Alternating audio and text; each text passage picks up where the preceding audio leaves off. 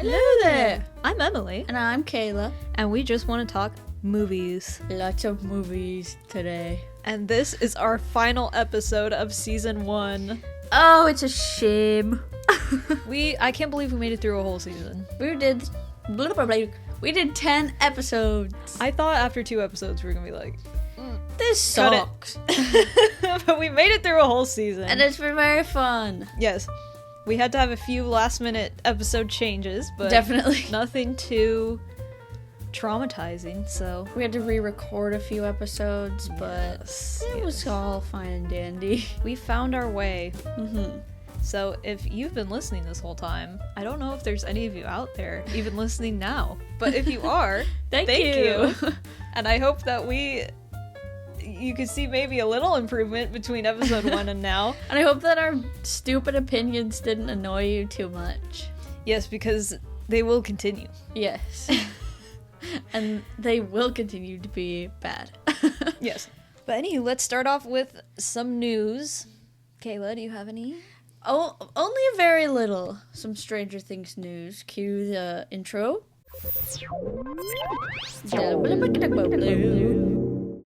I don't know how that sounded, because anyway, this was kind of sad. One of the dogs that's always on set, like a bunch of the crew members have dogs that just hang out on set, and all the cast members take pictures with the dogs, and they're really cute. One of the dogs passed away. His name, or her name was Georgie. She was a Pomeranian. Like, It? Isn't there a Pomeranian in It? Or am I thinking of another horror movie? I don't know what a Pomeranian is. It's, I can show you a picture right now. I have the pictures. I'm not a dog person. Oh. Maybe. That seems like a dog an annoying old lady would be holding. I feel like it's been in some horror movie where it, like, turned into a monster. But I can't recall. That was like, yeah, I know what you're talking about. I can't remember what it is. I can't think of the movie. Anyway, this dog is very cute, and there's many iconic cast pictures taken with this dog. So rest in peace, Georgie. We will greatly miss you. The other piece of news is interesting, juicy. I don't know, anyone who doesn't want spoilers in any form before watching Stranger Things 5, maybe don't listen to this next part, but plug your ears. Maya Hawke posted this picture, and I'm like, is she gonna get in trouble for this? But it was a picture of the script, but the back of the script, and she like wrote, she's been making albums recently, and so she wrote like the track list for the album on the back of it, but you can see the words like through the paper, so there's some part of the script that we've got which someone decoded. I will shout them out right now. The account that I got this from is called The Stranger Lair, and they decoded like what you could make out, and so I'll read that right now. So, interior tunnels below the barracks, night. Blank climbs down the ladder. Robin takes her hand and helps her to the ground. Smiles softly. Robin, sweetie, what is your name? And then a bunch of blanked out stuff, and then, do you work for Mr. More blanked out stuff. Robin, oh, Mr. Blank. Yep, I'm one of his elves. Magic. Blank stares at Robin, not so sure. And then more blanks. Interior barracks, night. In the stall, Thomas something into the hole. To get onto the ladder, he blank pipe, which is not a good idea. Interior tunnels below the barracks. Thomas hops off the blank into blank as blank climbs down after him. Mike feels something strike his head. Water is dripping from above. Moments later, in the stall, Mike pokes his head into the stall to investigate like a gopher. Oh my god. Sure enough, a toilet pipe is leaking water. But just water, no big deal. Wait, Mike hears something else. So, don't know what to make of that. So they're in barracks? Yeah, I think there's going to be lots of military such and such. I thought that it was going to be like dystopian. Yeah, I'm sensing those vibes for sure. Are we sure that this isn't just a gag? It might be. We'll take everything with a grain of salt unless, like, it comes from an official account. I mean, it was Maya Hawke who posted her actual script, so I don't think that it's fake, but whoever, like, translated it or whatever might be goofing us. Who knows? They might be goofing us. Yeah, but I definitely, when I saw the picture, I zoomed in, I definitely saw Mike in there somewhere towards the bottom. So like, I don't know. We'll see. That's the whole thing. Gist of this news segment is we eventually have to see. We will see. Hopefully, it might be years and years from now. We'll see. You never know. If there's a scene where Mike gets like toilet water dripped on his head, you heard it here first. Yeah. And that's all of my news for today.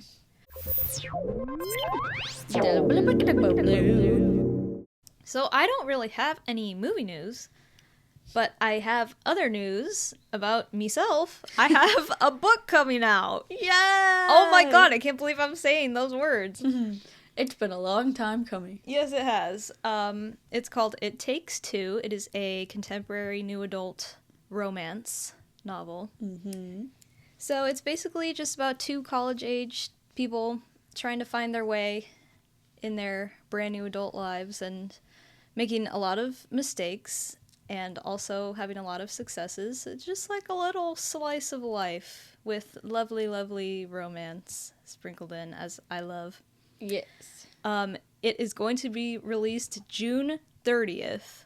Hopefully. You have a concrete date? Yes. I might come back to you and tell you to erase this part of the podcast if anything changes. But for now, it's going to be out June 30th. That's in like a month. Yes. You can get the print book on Amazon and Barnes & Noble, and you can get the ebook pretty much everywhere, anywhere you want. So yeah. And you can gobble it right up. Yes. Like I've already done twice. Yes, Kayla is my developmental /line editor. And I can confirm it's good. It's good. It's bueno. Okay, and that's my news. All right. And you'll probably hear more. Well, I don't know because we're going on a break after this. Anyway, well, you'll probably hear more from our social medias.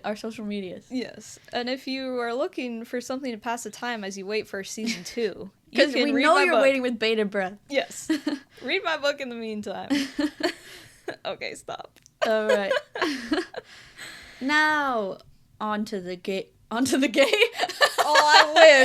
I wish. Well, yeah, I don't know many blockbusters. We're gonna have a whole episode about just queer cinema one day. We have a lot. We've already said lots, but we have lots to say.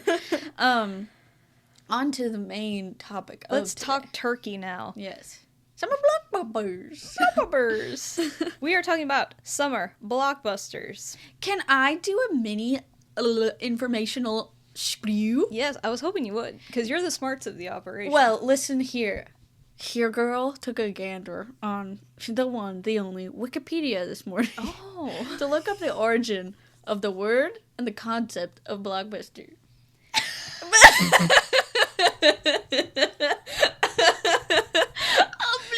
Blockbuster. Okay.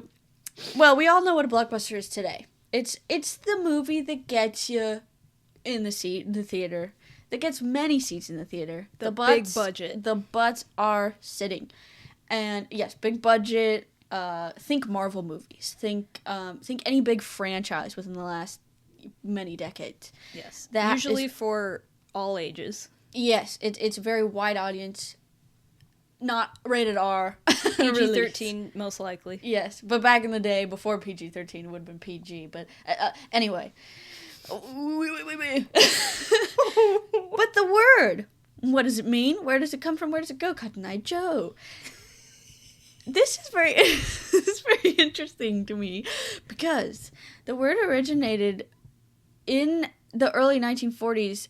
It's like an actual, as like blockbuster bombs was what they would call them, and they were bombs that would destroy a whole block of buildings. So it has a very dark, thing. And so like they started using it in advertisements for films because you're like, oh, it's a blockbuster. We all know what that is, unfortunately. A bomba. Yeah. So that is only one of many theories on how it got translated into the film world. There's actually very many. One of them is that the term blockbusting is similar to block booking, which is apparently a thing where the studio would sell packages of films to theaters rather than permitting them to select what they want. But that was outlawed in the late 1940s.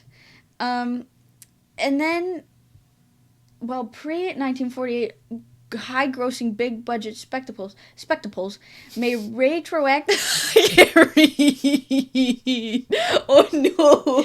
Retroactively. Anyway, so Blockbuster, like in the 40s, wasn't necessarily a huge term in the movie world.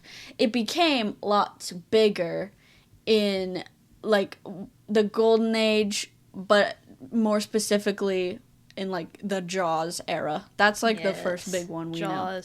But in the 50s, in the golden age of Hollywood, Quo Vadis, I think. Do you know that? It's like an ancient world film, which is, it's pretty funny.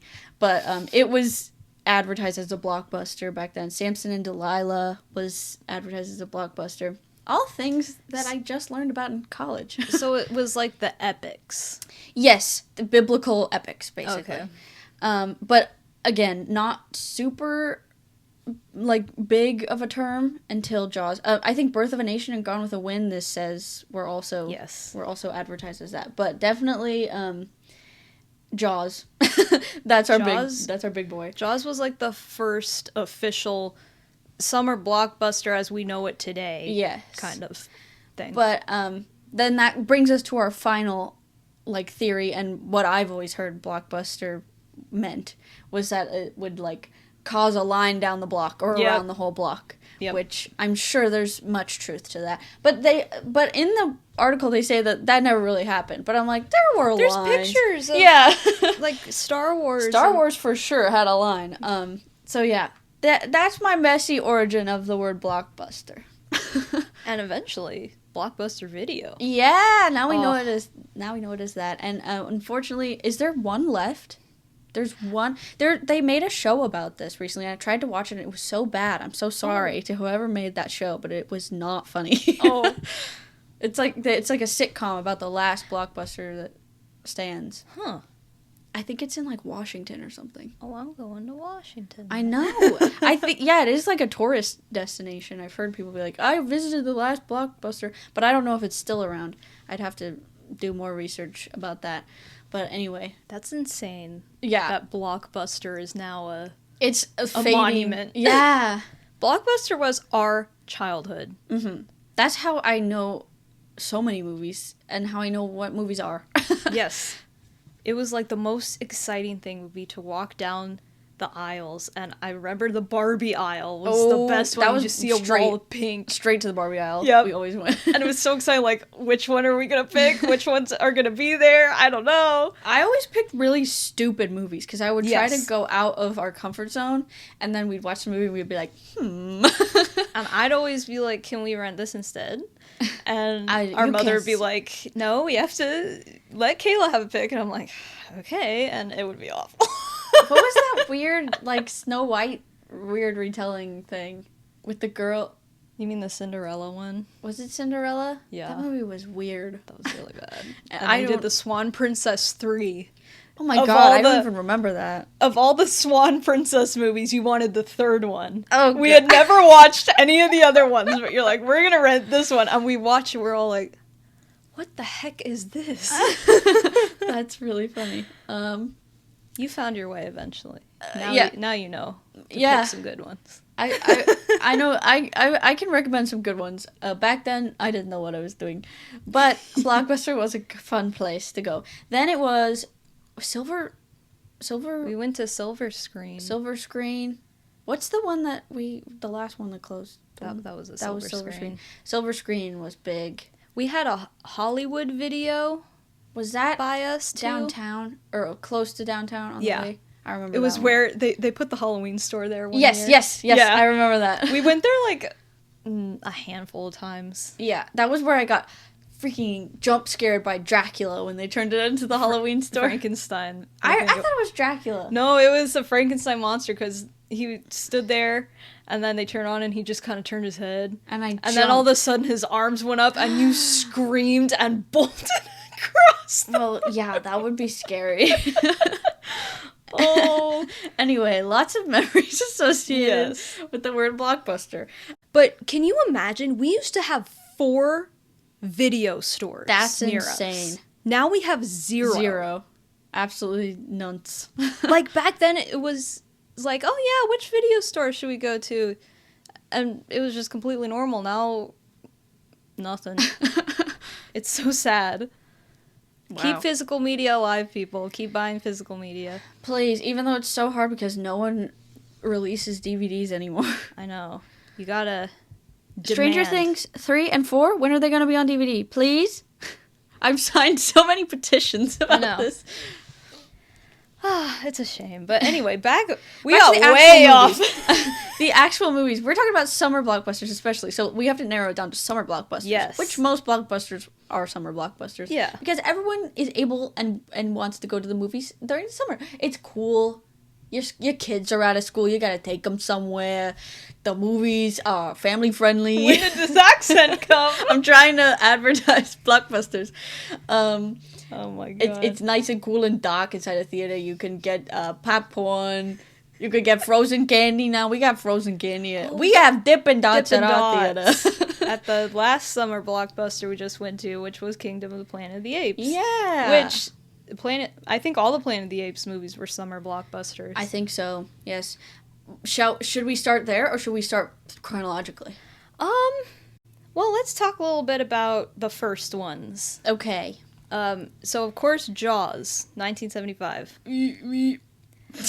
What kind of a noise was that?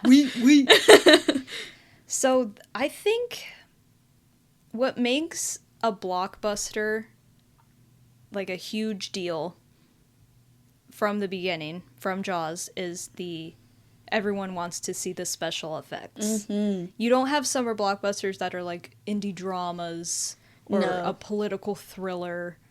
It's usually something that has to do with special effects. And back in the day, of course, that was mostly all practical.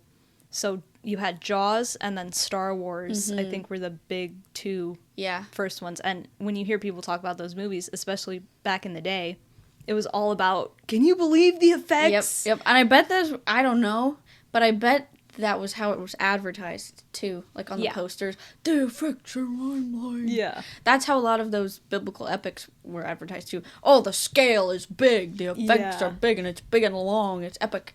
The movies were an event. Yes. It was a good, you had usually like a more simple story, classic hero's journey. To appeal to the wide audience. Yes. But the scale was huge. You had Big all the scale. effects, which is so funny when you watch Jaws nowadays. It seems like such a small movie. Yeah, because it's really one big thing. It's like when you compare it to a Marvel movie, they're going to like different planets. Yep. You had one mechanical shark that never worked on set, so they didn't show it in the movie that much. There's one big scene with it. I think. And you ask people about Jaws, and they remember so much with the shark. Mm-hmm. But then you look back like, oh no, you don't really see it that much. Which is kind of a testament probably to the advertising, but also to the way that they used like other stuff like music and lighting and the acting, like that. You didn't really need to see the shark in a lot of scenes. Exactly. It was a blessing in disguise because they wanted to show it way more, but it was broken half the time. So like we can't do it. So it forced them to be creative in other ways. Yes. Which is the beauty of practical effects as well. If it were CG, no problem. Just type in the numbers and you'll make them appear wherever you want. But with practical, you're at the mercy of the thing. the animatronics, whatever's there. And a lot of the times it'll force you like, okay, this isn't looking how we thought it would, or it's not working right, and it'll force you, how do we make this work in other ways? With the camera, with the lighting. Shabba-la-bing, da-da-boom. Everyone has to work together. And not to beat a dead horse, but CG, there are many, many, many great things about it. Planet of the Apes. Yeah, Great we definitely CG need movies. CG and all that advancement. But there are times where it takes away a lot of that creativity, where it just becomes, don't worry about it, we're going to put that in later. Yeah. Just act like it's there. Yep. That Marvel movies, I've heard of them. But yeah, I also wanted to, quick side note, there was a lot of, especially in the beginning, kind of throughout time, But in the 70s, you had horror movies, which were usually summer blockbusters. I was gonna bring that up. The Omen is on here. R-rated horror films. Yeah. I think Alien as well. Alien is on there. Yeah. And that's, again, horror is usually... You can make a lot of horror movies that have a lot of special effects, and they can be a big spectacle. You had, of course, Jurassic Park, which is kind of a horror movie, but like creature feature stuff like that. Yeah. So I think because it all started with Jaws, which is a horror movie, there's still kind of that pattern, I guess. But still, when you think summer blockbuster, you don't think of horror movies. Are there any horror movies coming out this summer? I don't think so. So I guess it kind of faded off after a while. Yeah, well, horror in general nowadays is kind of fading off. Most January movies are horror movies. That's where you'll see horror. It's either the crap ones in January and February, or it's like film festival stuff. Got it. It's really not in theaters as that kind of spectacle anymore. Yeah. Which is a shame. The spring this year was a good time for horror, I'd say. We got a few bangers. With that like little burst of religious horror all of a sudden. It's very odd, that trilogy of movies. Yeah. Basically, I gotta stop with the basically. I'm so sorry. I'm such a Californian. I realize I say sort of in the middle of sentences a lot. Yeah, let's take right now to apologize for all the stuff you've heard this whole season. I also interrupt Emily a lot. When I was trying to find clips for this show, Emily was talking about something really interesting in the last episode, and I couldn't even make a clip out of it because I just kept talking over her. And I was like, Kayla, shut up. I don't even remember that. I was like, this is just annoying. This cannot be a clip. Oh my god. Yeah, we have thick Californian accents as well. Very Valley girl, especially me. So. And sometimes too eager to talk about things. So, through the years, as we get more into our time, I guess, blockbusters became, like, they started off with it's all about the scale, but also you had like unique characters, original stories, all that. That's why you had the boom of, a lot of people say that the best age of cinema is the 80s. So you had like Back to the Future, Indiana Jones. You had all these movies that were huge. Top Gun. Top Gun was a summer blockbuster. Yep. And it came back just recently as another summer blockbuster, Top Gun Maverick. Yep. You had all these movies, these brand new characters that instantly became icons. Terminator. Yes, Terminator is one. Indiana Jones. Although, that started in the 80s, right? Yes. Yeah, Indiana Jones. E.T. Oh, E.T. See, now here's an interesting thing. E.T. was released, I think, the same exact day as The Thing. Yeah. And The Thing isn't even on... I'm on IMDb to look at these. The Thing isn't even on here. The Thing failed horrendously in the theater, which makes no sense because it was a John Carpenter movie. It had Kurt Russell. It was, like, that should have made tons of buzz. But here's where we start to see a little bit of that transition. We had the family-friendly, PG-rated E.T., which was Steven Spielberg. Yes, Steven Spielberg. I don't know why I second-guessed myself on that.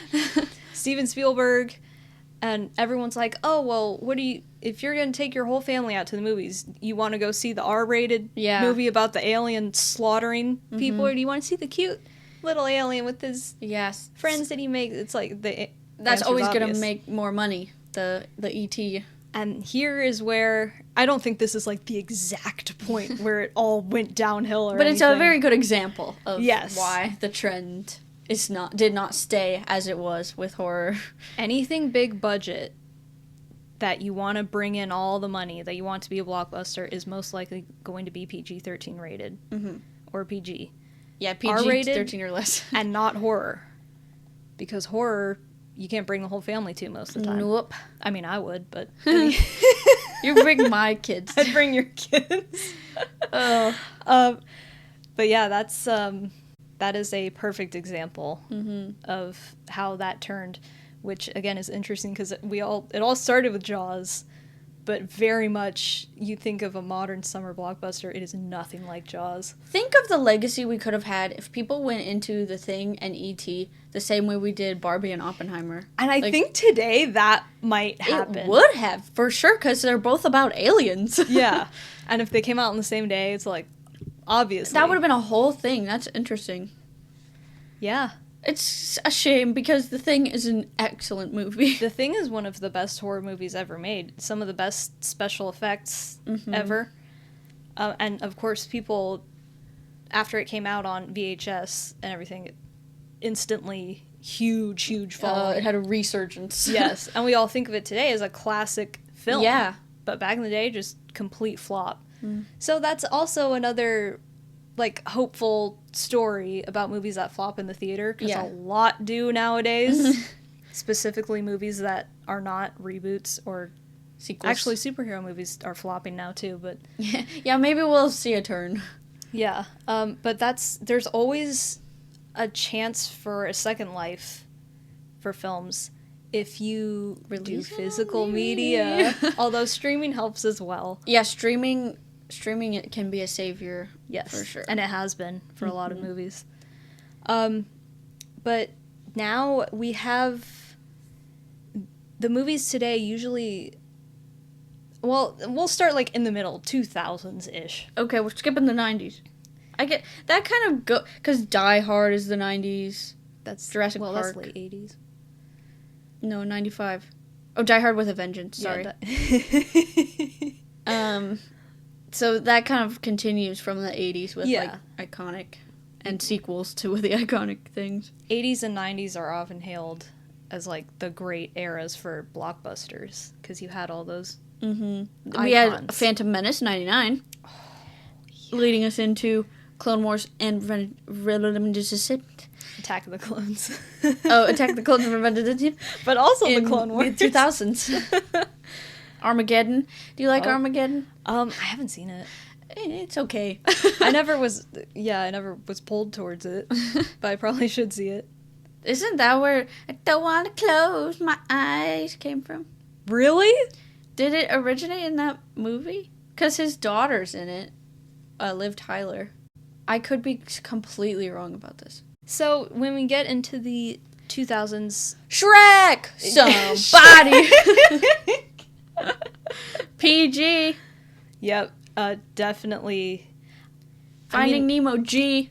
Yeah, are there any that are R-rated or horror movies? In the 2000s? Blockbusters? I don't see any. Yeah. That's so crazy. PG-13 at the most. I guess it kind of started in the 90s, where you started to see the more heavy turn. But definitely by the 2000s. I'm sure there's exceptions to the rule too, but I doubt that they did well at all. Yeah. They won't become known in history as summer blockbusters. Yeah. So movies, especially when you get more towards like 2010s, it very much becomes pretty much all about spectacle and franchise. Yes. Sequel. I want the like bomb sound effect. Sequel. Sequel. You had like movies with The Rock. The Rock had a whole whole franchise of his own, basically. Yeah. Summer blockbusters. San Andreas, Rampage, Skyscraper, Jumanji. How do you say it? I don't even know. Jumanji. What? Were they all the same year? No. Okay, I was gonna say. But very close to each other. Yeah. Like year after year, I'm pretty sure. I'd like to say Spider-Man 2 and Shrek 2 both came out the year I was born. And I'm just very proud of that fact. Yes. That we had some classics for sure. It wasn't all garbage. Like, no, there are some the 2000s, probably because I grew up during this time, is the best streak on this list. 2001, Shrek. 2002, Spider-Man. 2003, Finding Nemo. 2004, Shrek 2. 2005, Revenge of the Sith. 2006, Pirates of the Caribbean, Dead Man's Chest. 2007, Pirates of the Caribbean, Our World's End. The Dark Knight. Harry Potter and the Half-Blood Prince. 2009. And then, yeah, that's the end. But that's all bangers. Oops, all bangers. Oops, all bangers. Pretty much. Where was Spider-Man 2 in that? Did it not come out in the summertime? I need to look this up. Sorry. Pause. Oh, it came out in October. Ooh. Yeah, because Evil Dead director. Oh. Yeah, put more of his Evil Deadness. Horror makes a comeback in the blockbuster movie Spider-Man. Yes, it does. I mean, you watch... It has the that Sam vibe. Raimi Spider-Man trilogy has so many horror influences. Yeah, and that's why it's they're got so horror good. written all over it. The scene, the end sequence in the like abandoned building when the Green Goblin smashes Spider-Man through the wall, and then they get into fisticuffs inside the building. That is so, it's like creepy. We're in a horror movie. His hand comes out of the ground like Evil Dead. Yes, I have to do that. And they tried to recreate that with Multiverse of Madness, and sure, it was fun. I'll give it that, but you're not touching what you did in Spider-Man, Sam Raimi. Sorry. No. I haven't seen that movie, but I imagine you can completely tell the difference of how much more the studio has control. For sure. I think any Marvel movie these days, you can tell, like, they have their big plan, so you can tell that a bunch of the story beats are, like, they're pre-planned by the whole Marvel whatever. Yeah. And then you can tell in which ways the director did something. That's why I have fun with the third act, because it's literally just Sam Raimi going insane. And I'm like, okay, I can get behind this, even though it's stupid and it doesn't really redeem how bad the rest of the movie is. Yeah. That makes sense. So, yes, unfortunately, as we have gone on, and pretty much today, until now, from, like, 2015, specifically, until now, blockbusters are superhero movies or reboots. Yeah. And that's it. Let's look, but Barbie, Oppenheimer, we're starting to see a turnaround. We're having a bit of a comeback for original films. We are. I want to count how many of these are sequels. So, what year should I start? 2010 or? I'd go... I'm going to start 2010 because we're going to get a pretty high count here. Yeah. This is on the IMDb list, so I could be leaving out a ton. But 2010, Toy Story 3, sequel. 2011, Harry Potter's and the Deathly Hallows Part 2, sequel. 2012, The Avengers, Marvel movie, and technically kind of a sequel, but not franchise really. movie. Yeah. 2013, Iron Man 3, sequel. 2014, Transformers Age of Extinction, franchise. 2015, Jurassic World, reboot. 2016, Captain America Civil War, Marvel. 2017, Despicable Me 3, sequel. 2018, Avengers Infinity War, Marvel. 2019, Avengers Endgame, Marvel. Top Gun Maverick, 2022, sequel. And then Barbie is the outlier, even though it's based off of IP property that, like, already exists. Yeah, but still... That is insane. That's There's crazy. not a single one that wasn't.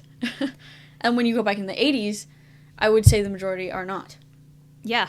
Except for, like, there were sequels to franchises that started in the 80s. Yeah. But that's very much why people are so upset with movies nowadays, is because I don't know what's going on with the studios, but they feel so badly a need to recreate everything that worked in the 80s and 90s. And it's so obvious they don't understand why that was a heyday of films. Because they were all original. It's so sad. I think there's also an element of just, like, nostalgia for the old days, which always exists. I mean, in the 80s, it was the 50s. Yes. Everyone was looking back at. But, like, I feel like we're getting real insane with it, and it's kind of sad nowadays. Because that's really literally all that we live for, media-wise. There's, like, even if it is original and, like, cool, the thing that often people are drawn to and makes it cool is, oh, it has this vintage vibe. Like, we just want to not live in this time. Or they want to be like, oh, it's like this movie. Yeah, it reminds me of this movie of my childhood. Mm-hmm. I mean, and Barbie even falls into that. Yes. Everyone wants to see Barbie or I wanted to see Barbie because it reminds me of my childhood. Yeah. And I think it possibly, I mean, we could talk all day about, like, the political and economic state. Yeah. But I think you may have a point that like people are just so unhappy with life nowadays that they when they go to the movies they want to go back to ye olden times when it was better. It's in what we talk about always. I mean, again, not going too far into the economic state, but all you see is like, oh, back in the day, I could have bought a house for this much. Like, we talk about it in every facet of life now because it's so clear that like things are going downhill. Yeah. And I mean, I did a whole series on this on my blog, Escape to Storyland, my Weebly blog that is in our link tree and in the link in the description if you're watching this on YouTube. Every time Emily promotes something, she does a little dance. Yes. She jiggles her. It helps me like get through the awkwardness of promoting myself. She does a little sassy dance for you. But I did a whole, like, I looked through the current state of film, basically, over the course of, like, 4 different articles. Mm-hmm. So I've been thinking a lot about this lately. And, you know, people, when they go to the movies, especially if you're bringing a family or even a date, it's such a, like, you're taking out a loan pretty much between tickets and snacks. Yeah, it's more expensive to go to the movies now. If you want to get parking, like it's an investment. Mm-hmm. And people, because of those costs, they are not as willing to take a chance on this random, unique movie that came out. They're like, okay, well, we know the kids will like Marvel. We know we liked Top Gun back in the day. I'm sure we'll like this new one. Yep. People are less willing to just throw their money out there and be like, let's see what's happening. Yeah. Unless it is specifically made into a spectacle like Barbenheimer. Mm-hmm. Since everyone was talking about that and they were promoting it that way. Everyone's like, well, I gotta be in on it. Everyone's gonna see it. That's what's gonna save us is internet memes, honestly. Yes. Guys. I mean, look at Megan. Yep. The TikTok Megan was dance. a meme. Yep. Everyone's like, oh, we gotta see that. I bet that's funny. Gotta be out on the joke. And the other thing, I guess, would be the Oscars. Yeah. Because after Poor Things came out and it started, like, people started talking about how good it was, and then all the Oscar buzz, and everyone's like, oh, well, maybe we should go see it. And then, sure enough, it stayed in theaters forever. Yeah, and I think that could also be a side effect of people went to the movies to see something new when they went to see Barbenheimer, so they were a little bit more willing. Yeah. Especially since it was also an Oscar movie. Yeah, that's interesting. I wonder. That's why a lot of people have hope now that, like, Barbenheimer is bringing movies back, like real movies. Yes. It feels like a movie. Not only original films that actually get promoted and actually get the marketing and everything and released, but movies that you want to see in a theater. Yeah. Not just like, oh yeah, I'll check that out when it comes out on streaming. Like, no, I have to see this in the theater. Another thing, not that it really needed it, but even Dune Part 2 had a meme that people wanted to be in on with the popcorn bowl. Yep. Like, it always, the most successful ones have something that happened on the internet that got people to see it. Always.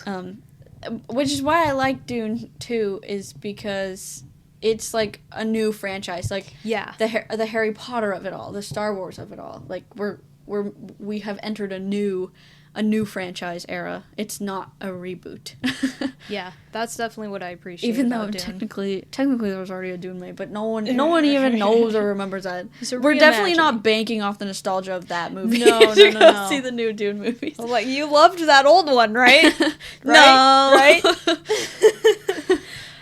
Yeah. So hopefully, you know, it's looking a little better. Yes. As of last year, and streaming helps, like we said, sort of like DVDs do.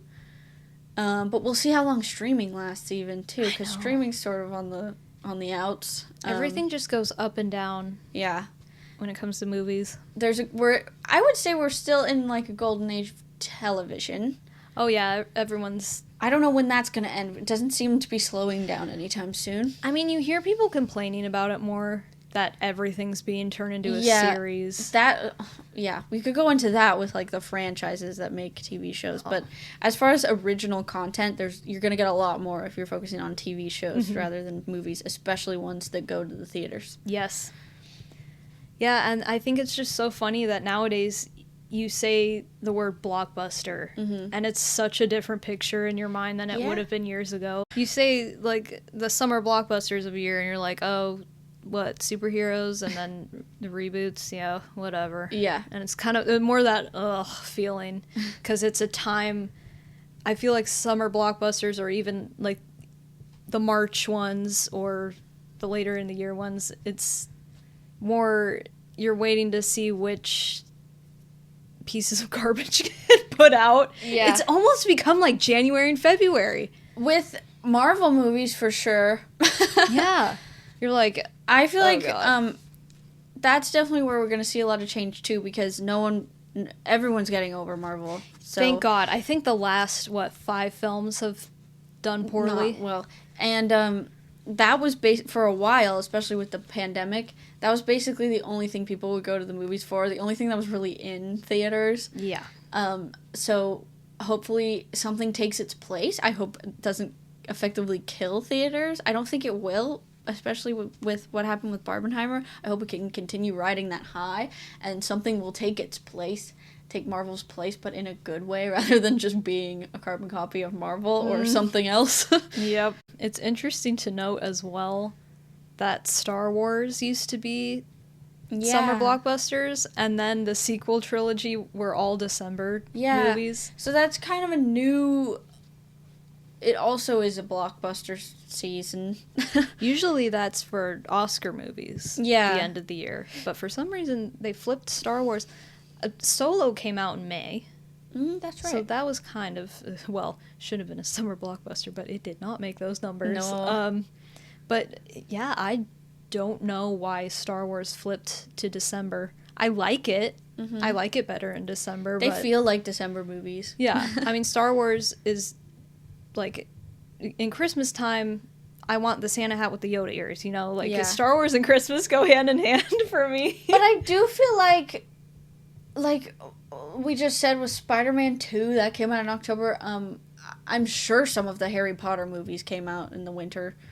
So they kind of do go hand in hand and switch back and forth anyways. But it is interesting that there was, like, a hard pivot with Star Wars, where it's like, we only do summer, and now we're only doing winter. Yeah, they used to all come out in May. Yeah.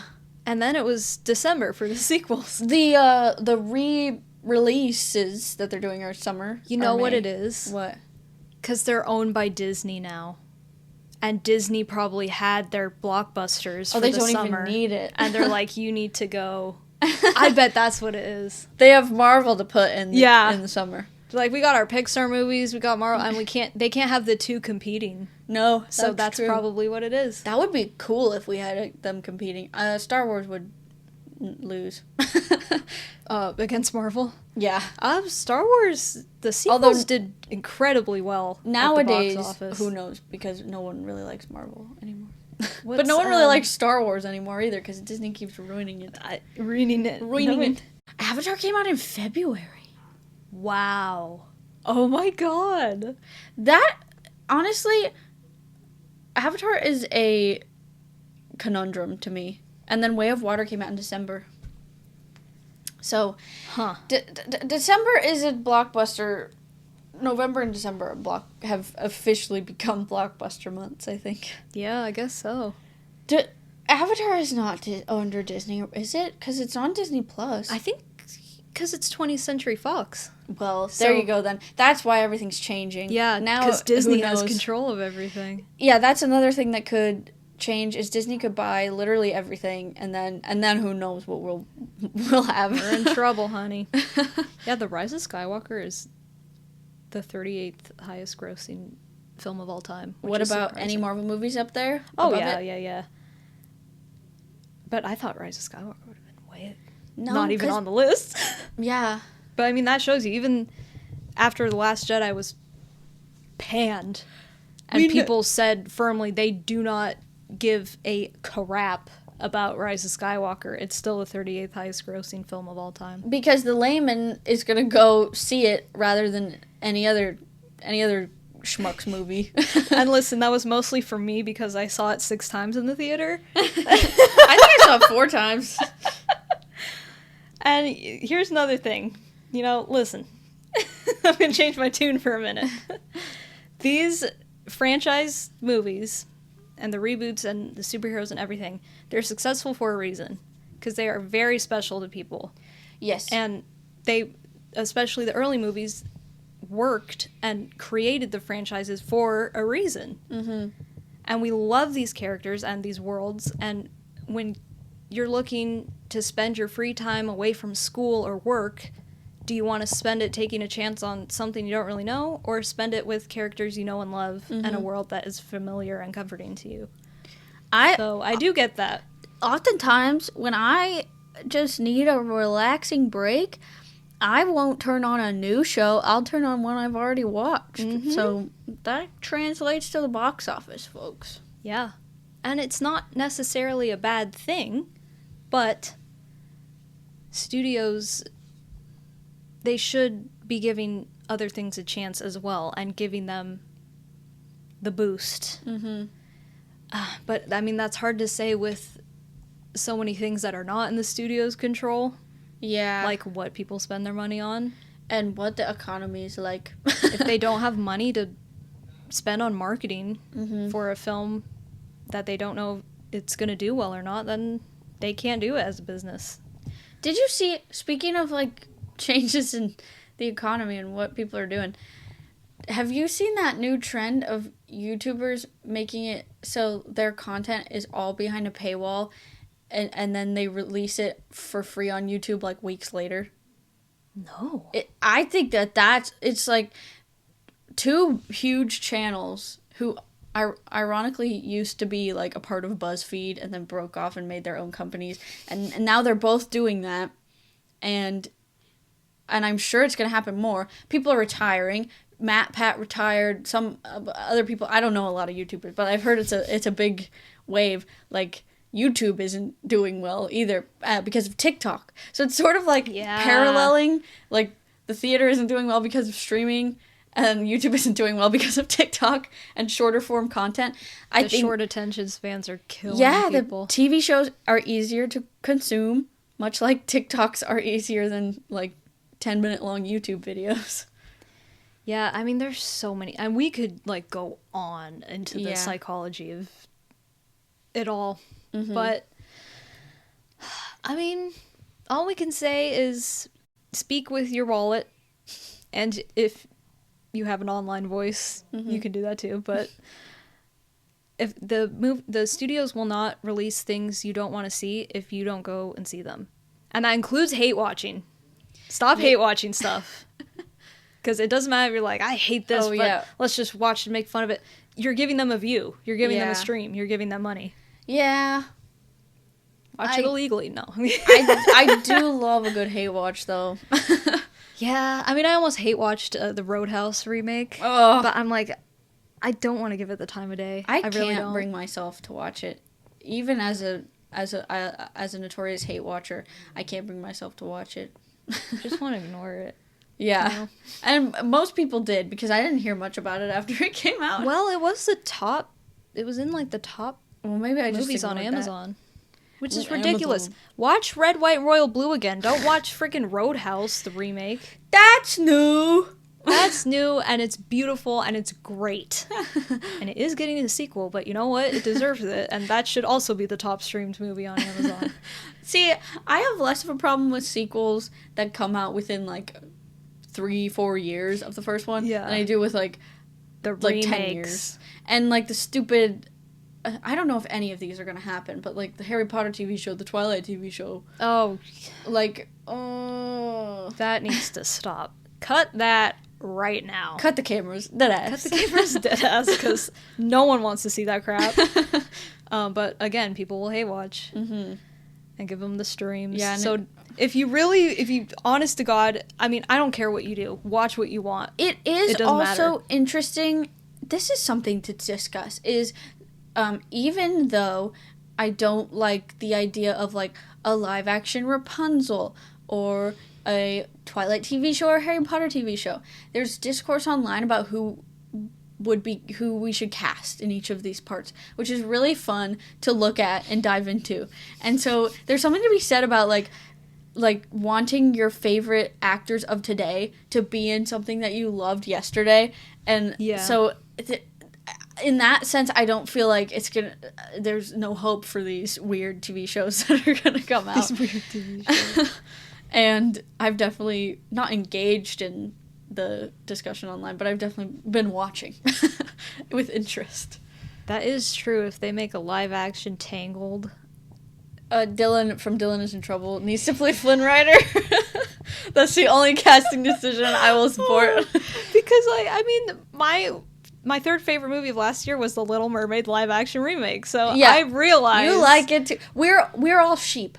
None of us are the black sheep. We are all yes. We are all a part of the herd. I've given Marvel so much of my money. Ship. I give Disney so much of my money. I get it. Mm-hmm. But I am trying to spend my money on original stuff too, and my attention, to try to balance it out, at least. Except when we try to do that, our theater breaks down and doesn't work. Oh my God. Well, that's a whole other issue. The theaters need your money. Yes. But, you know, at the end of the day, we love movies. All movies. We just want to talk about them. Yes.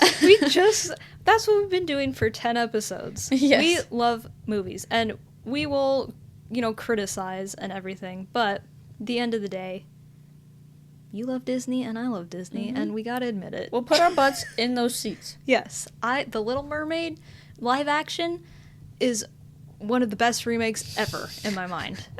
Because they did it right. And if you do it right, you do it right. And I can't complain. Now, if you do it like Mulan, then I will complain. Can you believe they're already making a live action Moana? Oh my God. I heard... Now that's insane. Now that's mental illness. They're doing it the same time as Moana 2. That's right. They're doing Moana 2, and then also a live action of Moana. Why don't we do, like, stage plays? Like, why don't we make theater more accessible? Because there are some interesting stories in theater, but nobody gets to get the ticket. Did you know what I found? That's for the elite. Did you know what I found yesterday? This is a perk of being an Andrew Garfield stan. He was in this play called Angels in America. You can access it for Adam free. Driver was in that. He was? He was. Awesome. Well, I definitely need to watch it because I don't know if they were in the same production. Probably not. But you can watch it online for free with this website. I can't remember the website's name. And this isn't an advertisement. I'm really sounding like it is the way I'm saying it. But that's cool. Like, making theater more accessible. We need to make theater more accessible. Yes. And you gotta give me that website, because there are so many Adam Driver plays that I've been trying to watch. Yeah, I my wonder. whole life. I don't know if they'd be on there, but I will try to find it again. But we need to stop with the theaters for the high class elite people. With money bags. That's like what movies used to be, like with these big, like the silent films of the ancient epics that were silent 20s films. They were like, you'd sit with your little rich fancy pants in a music hall and they do the music and they play the movie. That's how movies started. But now we can all go to the movies, except not really anymore. We're backtracking because it's so expensive. Yeah. Movies are for the elite. I don't know, folks. But listen, through it all, Kayla and I are going to be here to get you through it. I guess. We're going to talk about it at least. Yes. So, to wind down our final episode, what did we watch recently? We watched The Idea of You. Ever heard of it? God. Speaking of Amazon. I said I wasn't going to watch it. It's an original film. I said I wasn't going to watch it, but I pulled a Leonardo DiCaprio moment, and I said, I'm not leaving, when she turned it on. And I watched it, and do I regret it? Mostly, yes. Really?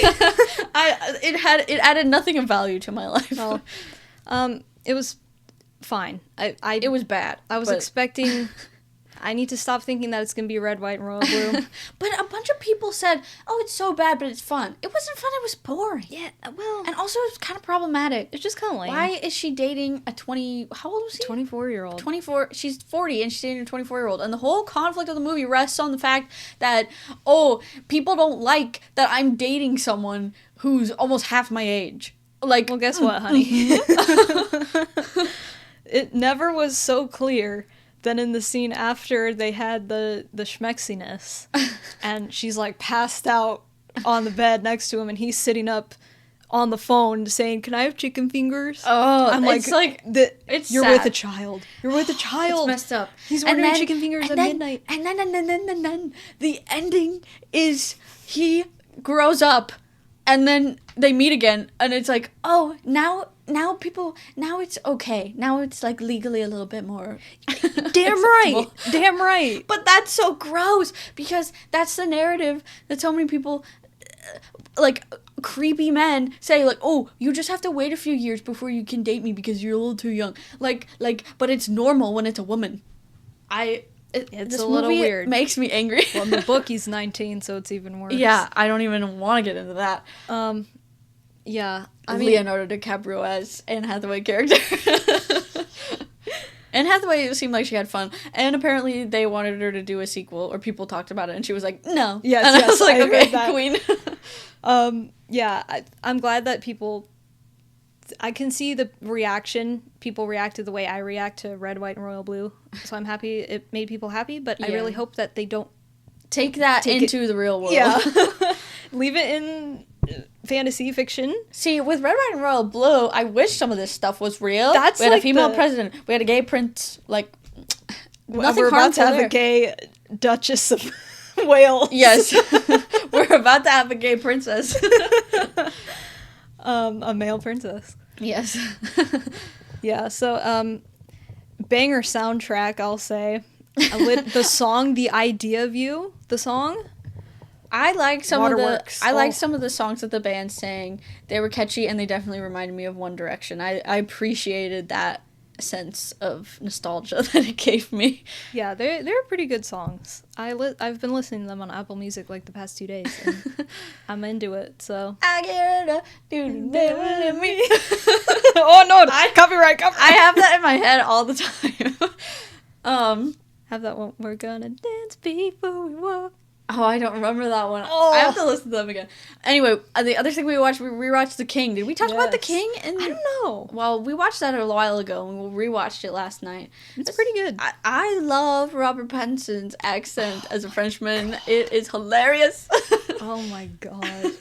But it's genuinely, I like the movie. Yeah, it's pretty good. For a Netflix? Yeah, like a big budget, like medieval, like, yeah, a Netflix original. You wouldn't really expect that in a movie, at least. Yeah. It was entertaining. I recommend. Yes. Everyone's probably already seen it. Yeah, it's been out a while, and everyone saw it because Timmy and Rob. Yeah, Timmy and Rob are good. And Joel Edgerton, underrated actor. Yeah, he's really good in it. He's great. He's great. And Edgerton or Edgerton? I still don't know how you say it, but I say like Edgerton. It sounds more edgy. Edgerton. Edgelordton. Edgelordton. Okay, this is too long, but it's our last episode. Delirious this entire time. It's our last episode, so we just wanted to have fun and talk about movies. But yeah, buy my book on Amazon or Barnes & Noble or anywhere for the ebook. Read it up and then come back whenever we come back. Who knows when that will be?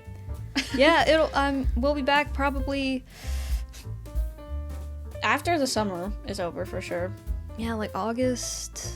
It'll be a while, but we'll have some content on social media to keep y'all satiated. Is that the word? Sure. Follow us on TikTok, Instagram, and Facebook at We Just Want to Talk About Movies. So during the break, you can keep up with the news, and we'll maybe we'll have some time to do some fun TikToks maybe. Oh. And keep you up to date on everything we're watching and what we're liking. Mini reviews, perhaps. Yeah, 5-second reviews, because we know we all love that short form content. Yes. We will pander to what we just criticized.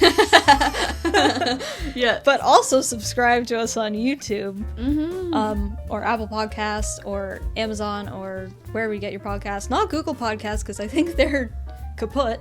Oh! But I saw that coming. Yeah. But yeah, that is it for our final episode. And we will catch you on the flick side. Oh, my voice cracked.